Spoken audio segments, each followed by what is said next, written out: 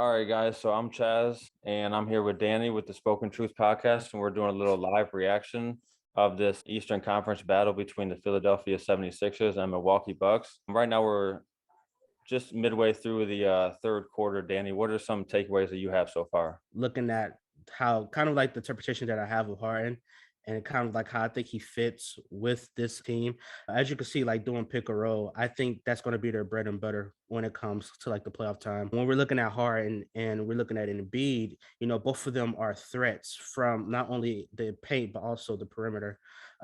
So I think James Harden is one of the best at that pick and roll system, and that's why I kind of feel like he fits the kind of not almost seemingly perfect with this Philadelphia 76ers team. I just have a lot of questions about him when it comes to playoff time. Well, right now, headed to the fourth quarter, we got Philadelphia up 89-81.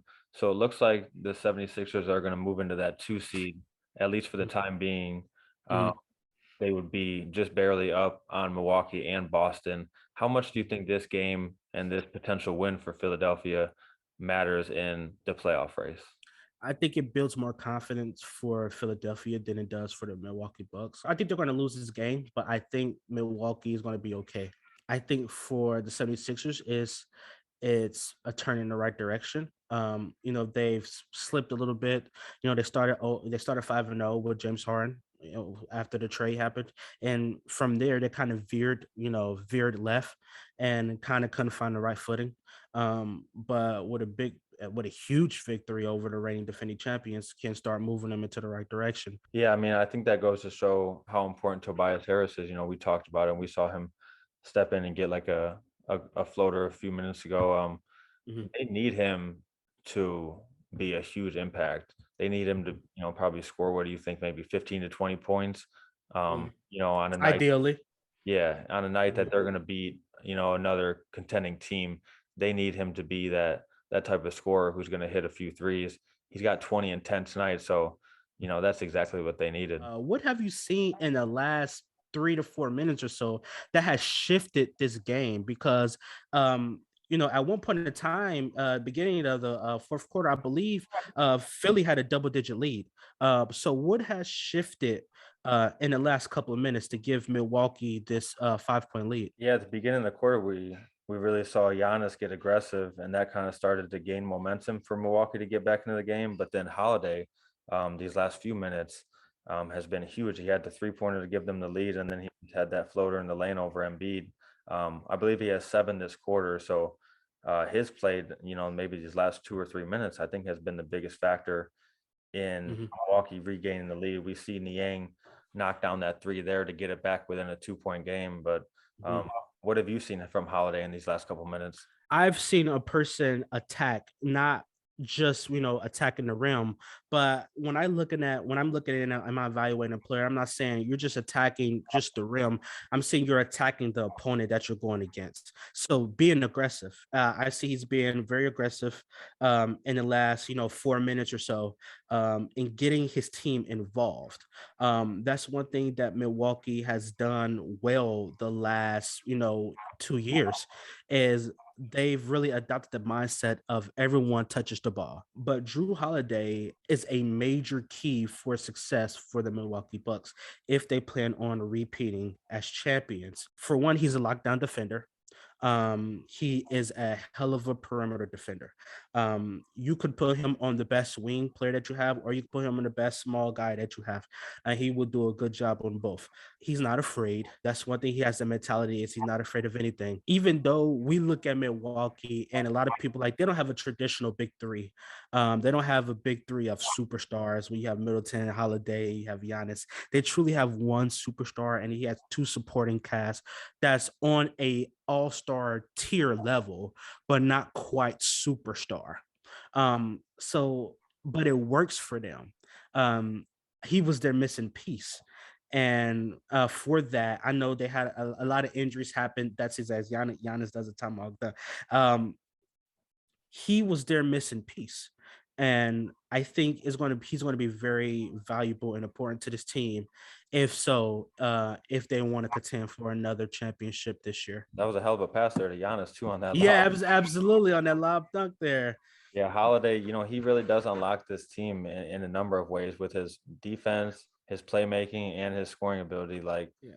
we saw, Giannis kind of almost tomahawked that dunk almost. yeah, that was nice. He got way up there. Yeah. And as we're approaching a minute and 20 seconds in this game, it is getting real, real tight. We see Holiday just drained another three. He's been huge in this quarter. Two for Toby. Holiday with the answer. Back and forth we go. 80 seconds to play. I think he started the game like 3 for 12 or something, and now all of a sudden he's got 18, 10, and 7. What do you think they go here with a pick and roll, Harden and Embiid, or do you think they just go straight to the post? I go pick and roll, Embiid. Harden set it up. Embiid finishes at the rim or a dunk. Yeah, I think that's option one. Now, if Milwaukee closes up the paint, maybe you look for a kick for a three. If you have an open one, I'm not saying pass up that shot. Do we have Danny Green in the game? He wasn't. I don't believe he was, but he may be out of this timeout. That'd probably be a sub that you'd like to see right here. I would like to see Danny Green in this game right now. He is very efficient at corner threes. I will put him in the corner three as an option if my option A don't work with the pick and roll with Harden and Embiid, and Embiid gets trapped inside the paint. I will try to kick it out to one of those shooters, and Danny Green would probably be my number one option, in which I don't think he's on the floor. They have Maxey and Harris on the floor. Embiid, he has the ball. He settled for kind of like a fall away, it seems like. Yeah, and he got the switch on the Holiday. I'm surprised he didn't into the paint.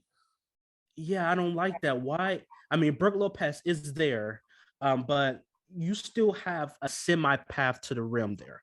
I just think he rushed it.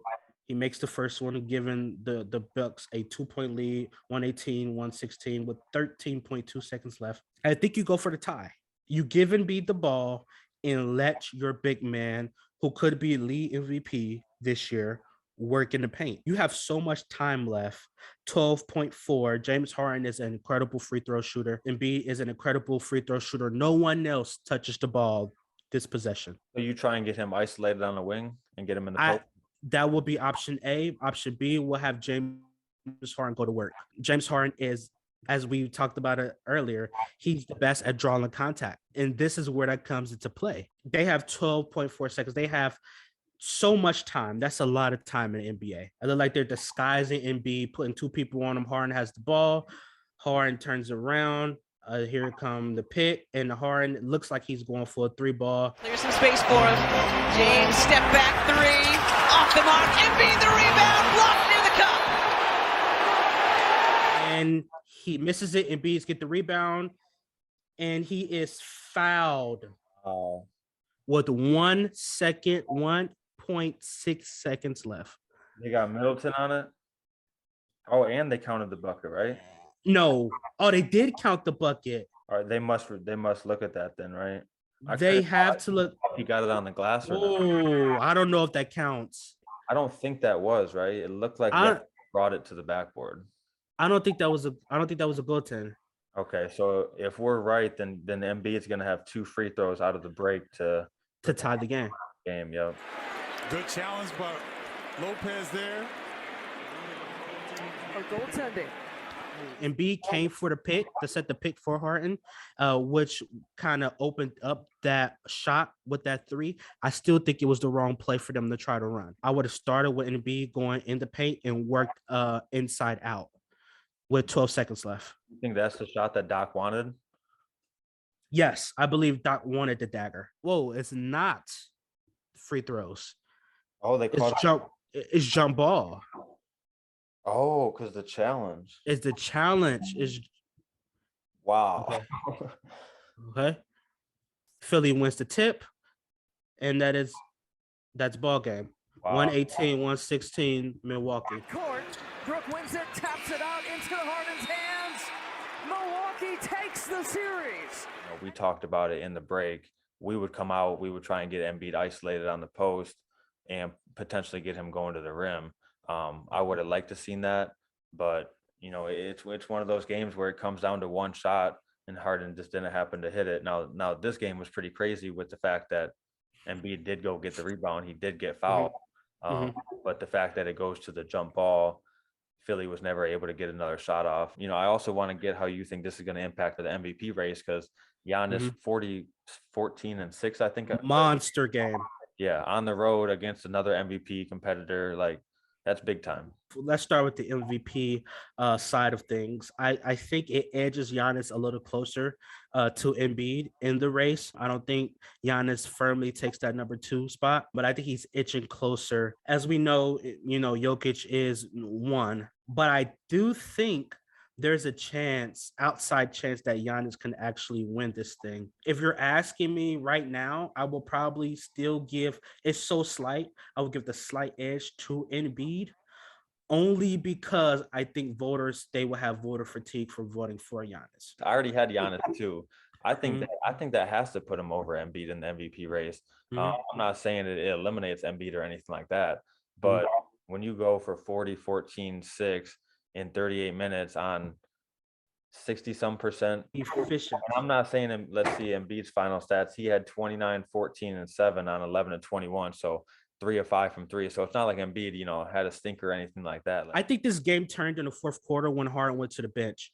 And this is one of the the biggest pet peeves I have with coaches is coaches do not like to stop the bleeding when teams are coming back at a rapid pace against you. You just had a double-digit lead going into the fourth quarter, and it evaporated so fast, and you did not have your second best player out on the floor. I think Doc has some, culpability in this loss, as well as kind of the bad play calling from Harden. I don't necessarily blame Embiid for any of this loss today. I agree with you that Doc Rivers has to take some of the responsibility for this loss, as do guys like Maxey and Thibault, who they aren't the most important players, but they didn't play up to their potential tonight. And that's, factor in why they couldn't close it out. Milwaukee was the tougher team tonight. They were the team that trailed going to the fourth. They were the team that, just a half hour we were saying it looks like Philadelphia is going to win this game. And then all Milwaukee stole it.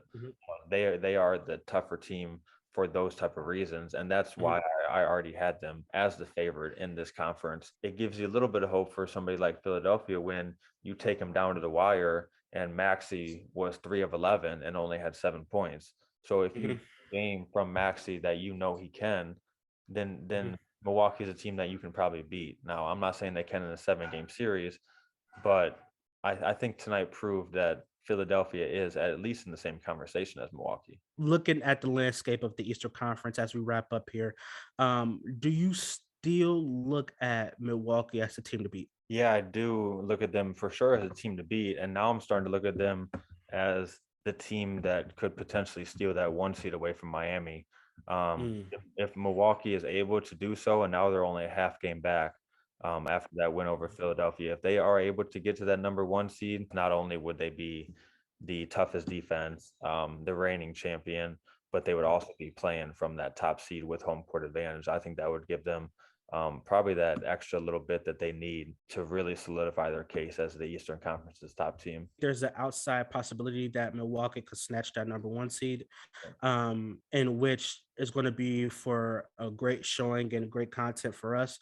If that so happens, because the Eastern Conference is so wide open.